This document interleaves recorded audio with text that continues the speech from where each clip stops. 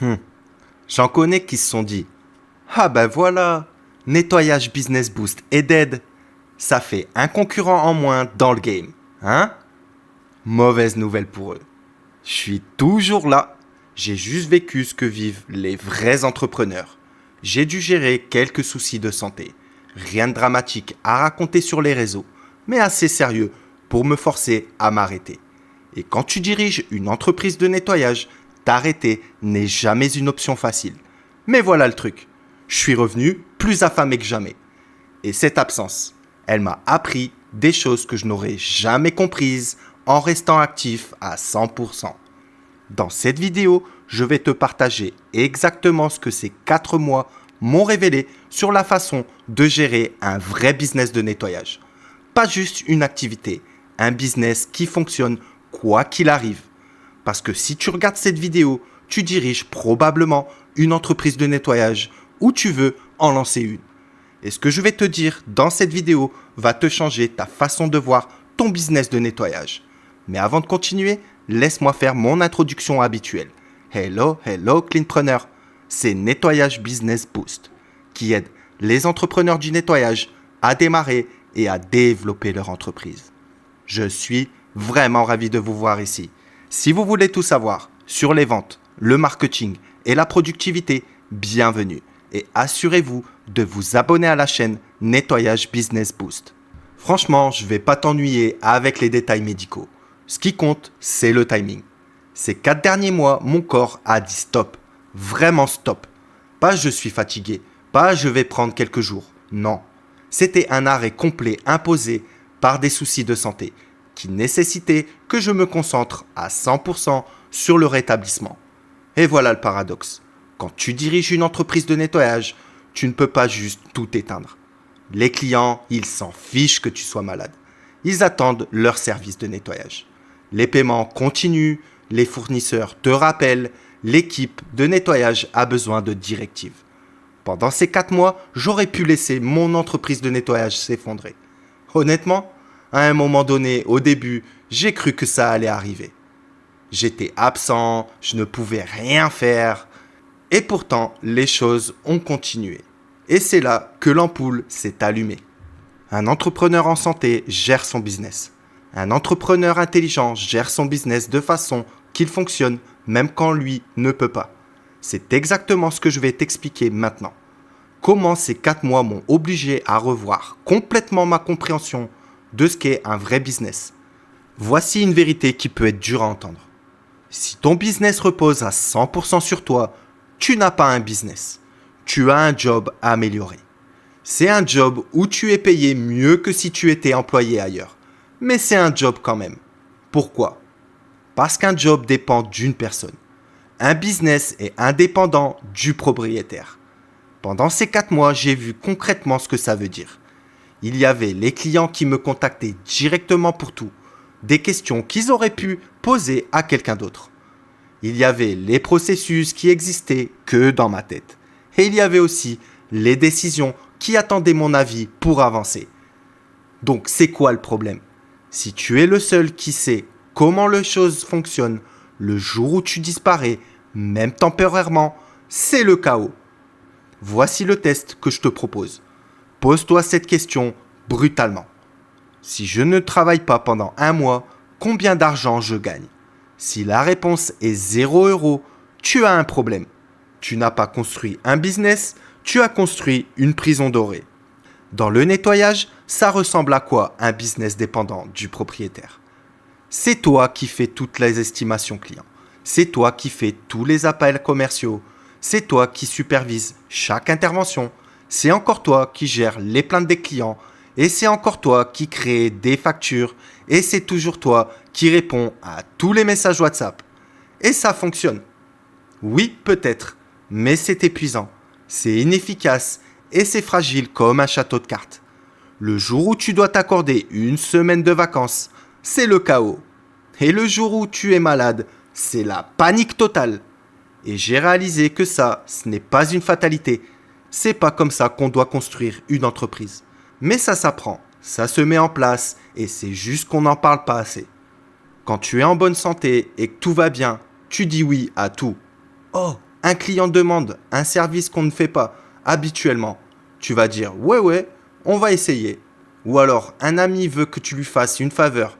Pas de problème. Tu veux diversifier vers un nouveau créneau. Pourquoi pas? Mais quand tu es limité, vraiment limité, tu es forcé de faire des choix.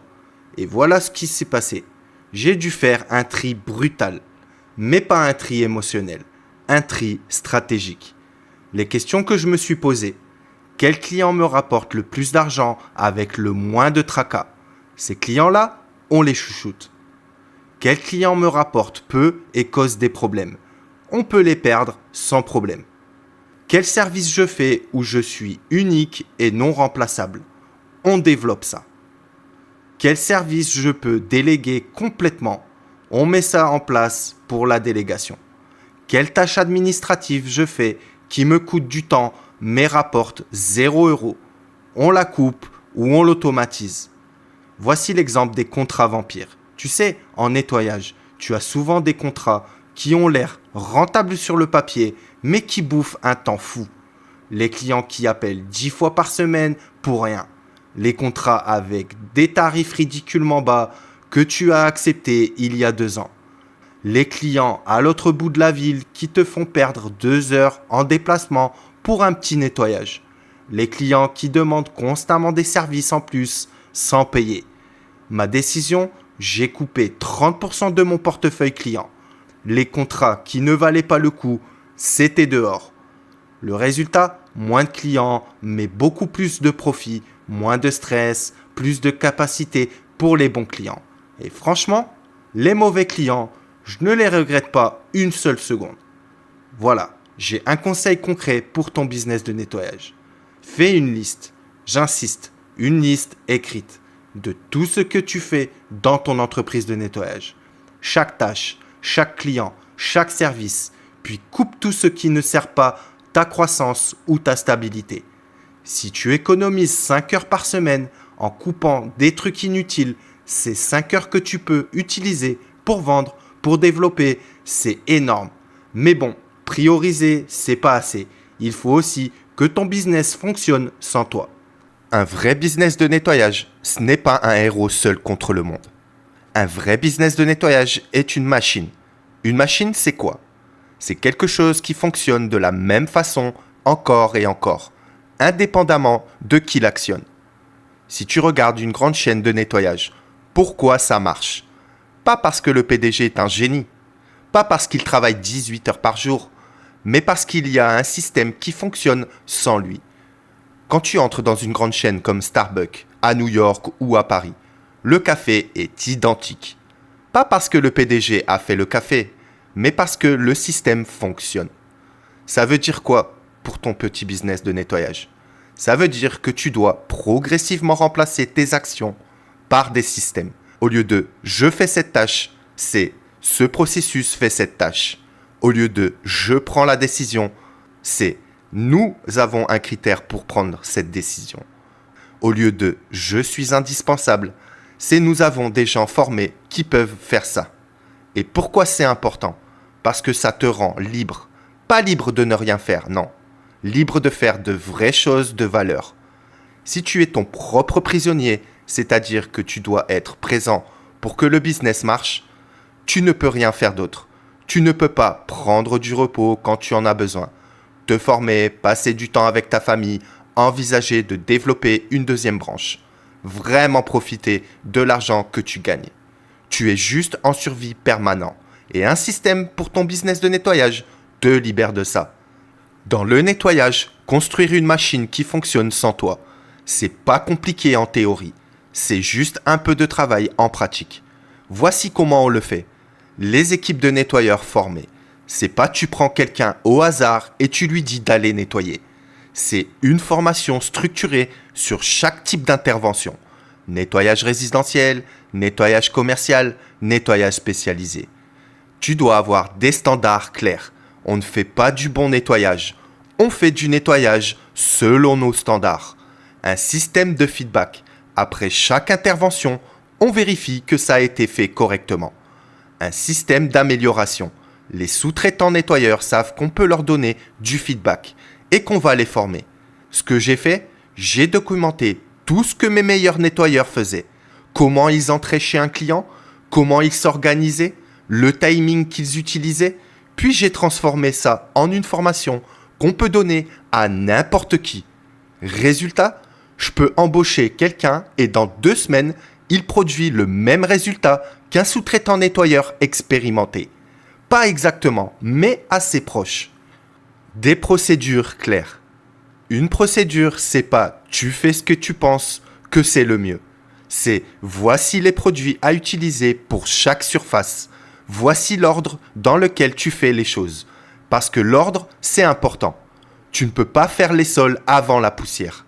Voici le timing. Cette pièce devrait te prendre X minutes. Voici la vérification. Comment on fait pour vérifier que le travail a été bien fait? Ce que j'ai mis en place, des checklists simples, un par type d'intervention. Les nettoyeurs ont une photo d'un avant-après d'une bonne intervention.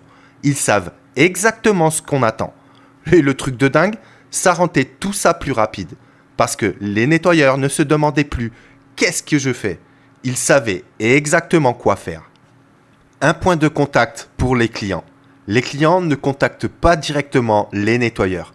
Ils contactent une seule personne, peut-être une ou un assistant. Pourquoi ?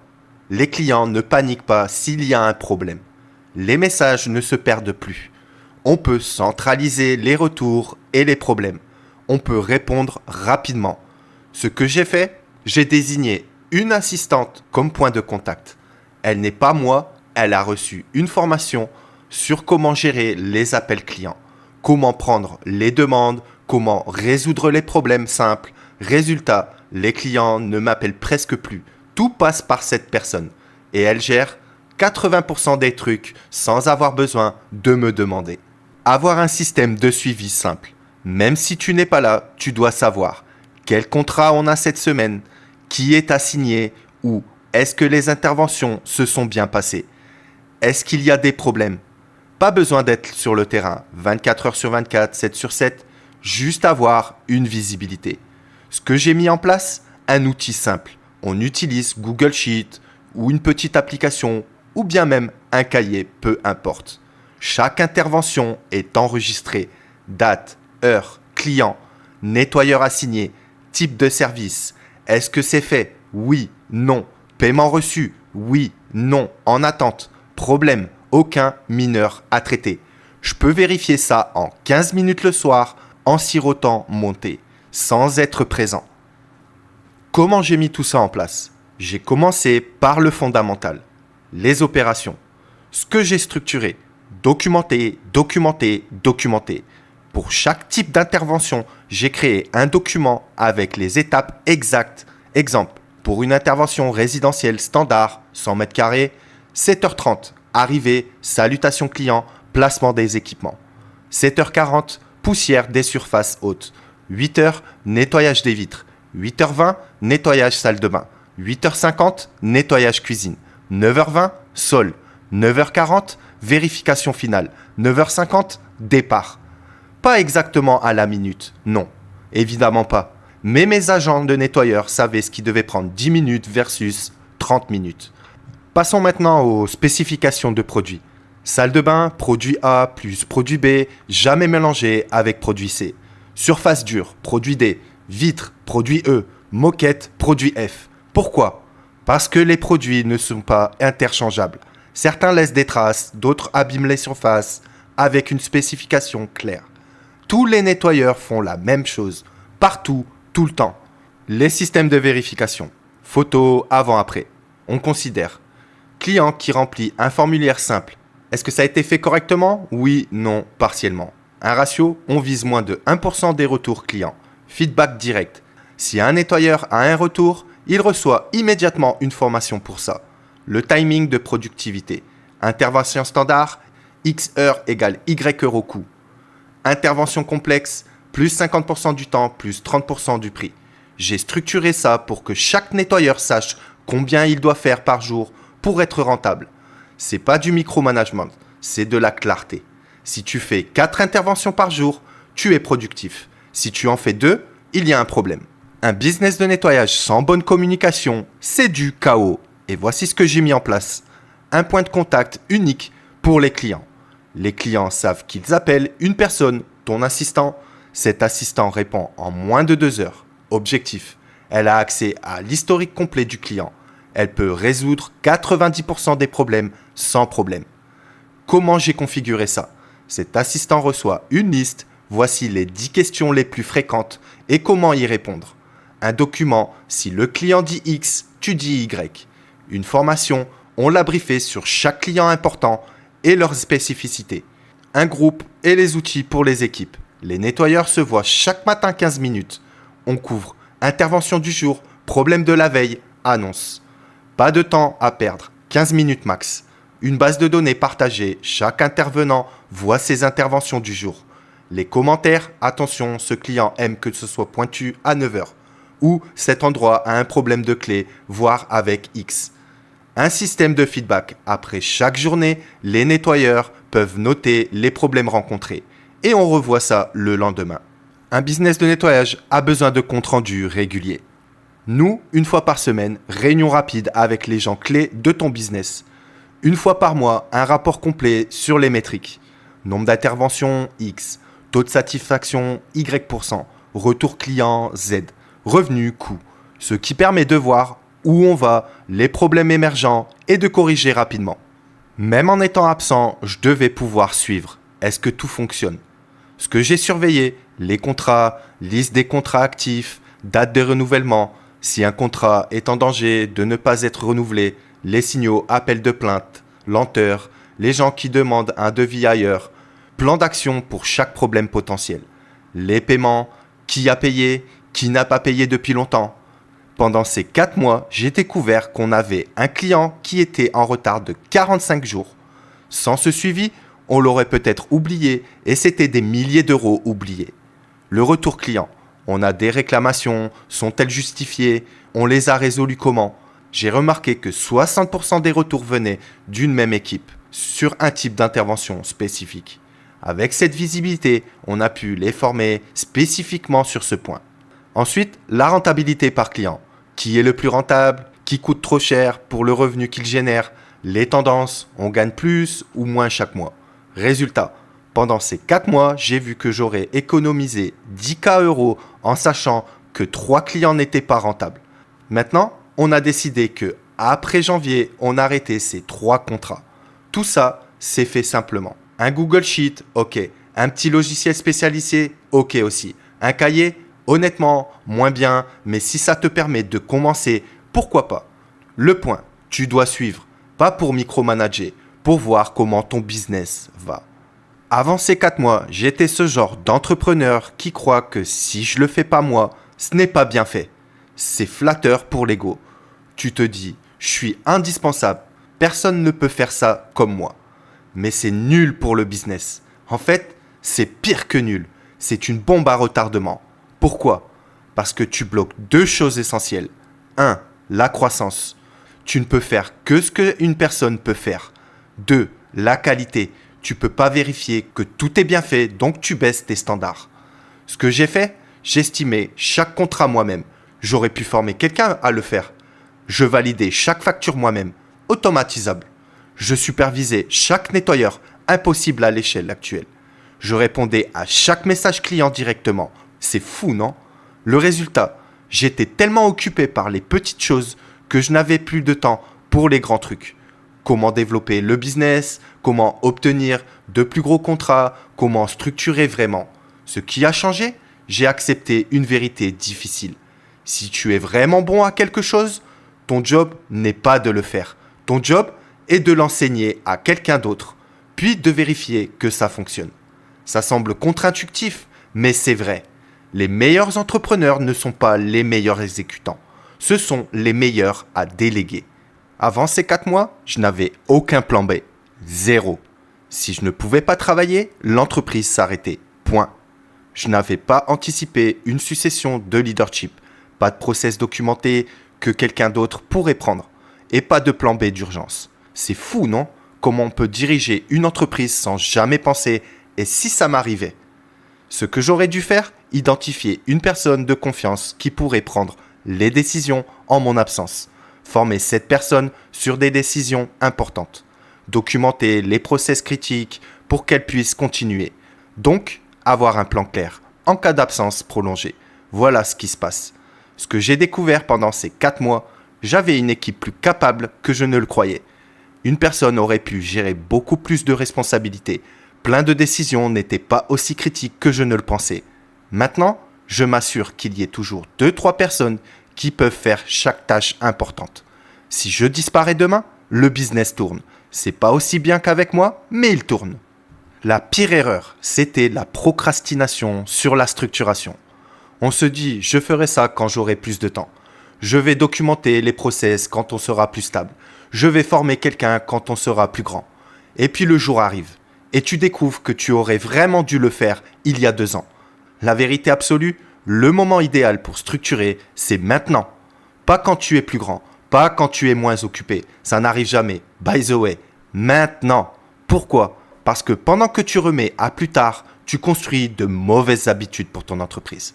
Tu dis oui à tous les clients, tu acceptes tous les contrats mal margés, tu embauches sans critères clairs et tout ça devient plus difficile à corriger plus tard.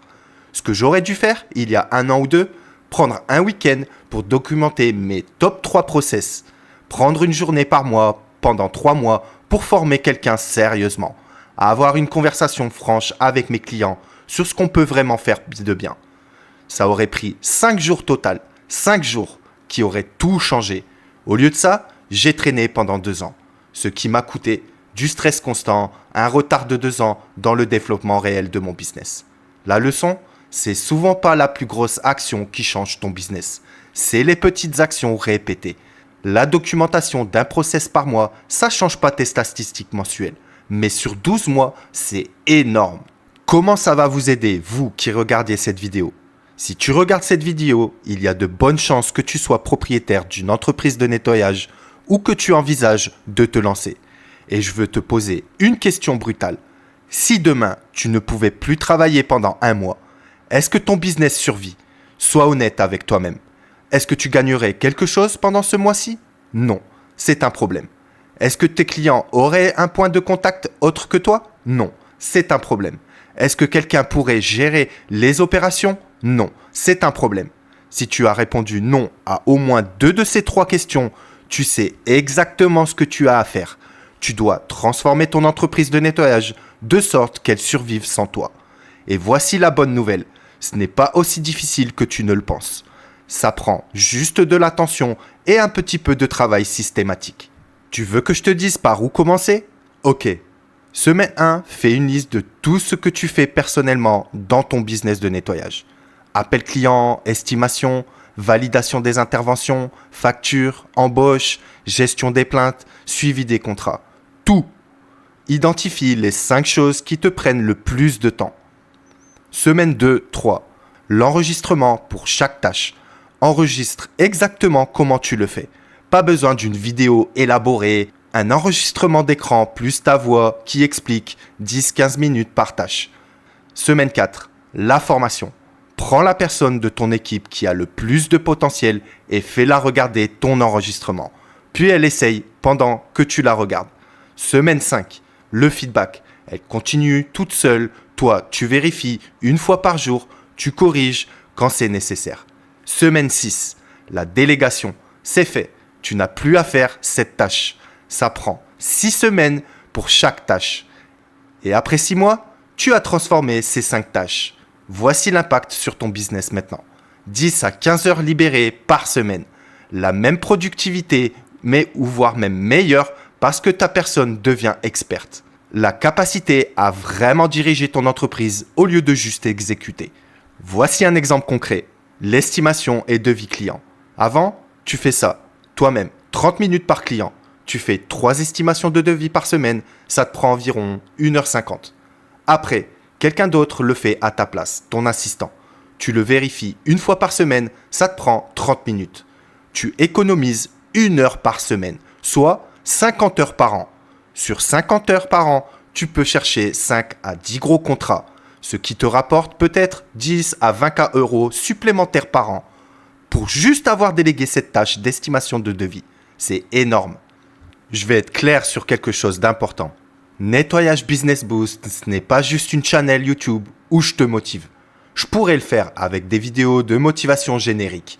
Crois en toi, tu peux tout faire, bla bla bla. Franchement, le monde n'a pas besoin d'une autre chaîne motivationnelle.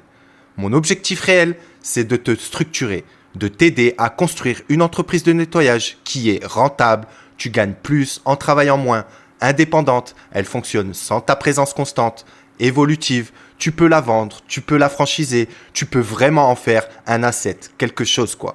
Et surtout, une entreprise qui ne te tue pas, parce que je sais ce que c'est, j'ai vécu ça. Ce stress constant, l'impression que tout dépend de moi, incapable de prendre une vraie journée de repos sans penser au business. Les appels qui arrivent le week-end, ce n'est plus une vie, c'est une prison. Et c'est évitable, c'est juste qu'on n'en parle pas assez. Donc voilà, c'est ma mission pour toi, avec cette channel, te donner les outils, les frameworks, les exemples concrets pour que toi aussi, tu puisses construire une entreprise de nettoyage qui tient debout, même quand il y a des tempêtes.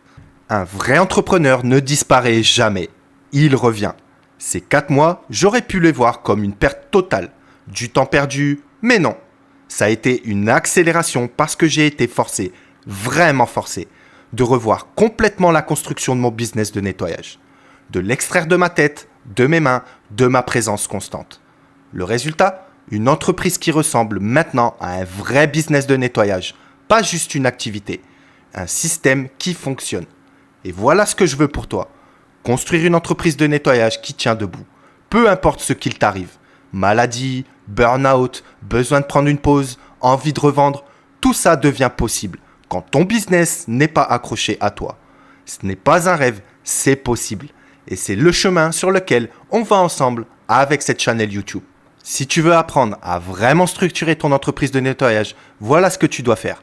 Abonne-toi à la chaîne, pas pour me faire plaisir, parce que les vidéos qu'on va faire vont changer ta façon de voir ton business. Active la cloche, sérieusement. Les meilleurs conseils arrivent rarement au moment prévu. Et tu veux les avoir quand je les partage. Laisse un commentaire, je veux savoir, est-ce que ton business de nettoyage survivrait sans toi pendant 1 mois ? Dis-moi en commentaire. Je lis chaque réponse et c'est là que les vraies conversations commencent. Si vous voulez un guide step by step pour créer votre entreprise de nettoyage, générer des revenus récurrents et éviter de perdre du temps et de l'argent sur des méthodes dépassées et obsolètes, je vous accompagne personnellement. Pour réserver un appel via mon calendrier totalement gratuitement, 15 minutes avec moi selon mon créneau de disponibilité. Pour lancer votre entreprise de nettoyage avec des fondations solides, la rendre rentable sans que vous soyez obligé de nettoyer vous-même les toilettes. La faire évoluer avec des outils simples mais redoutablement efficaces. Et pour tous ceux qui préfèrent apprendre via YouTube, j'adore cette approche également. Vraiment, continuez à regarder mes vidéos YouTube, à explorer, apprendre, structurer et affiner votre connaissance du secteur du nettoyage. Mais souvenez-vous de cette vérité fondamentale. Ce n'est pas la quantité d'efforts qui crée la liberté entrepreneuriale. C'est la qualité des systèmes que vous mettez en place maintenant. C'était Nettoyage Business Boost. Je vous dis à bientôt pour la prochaine vidéo.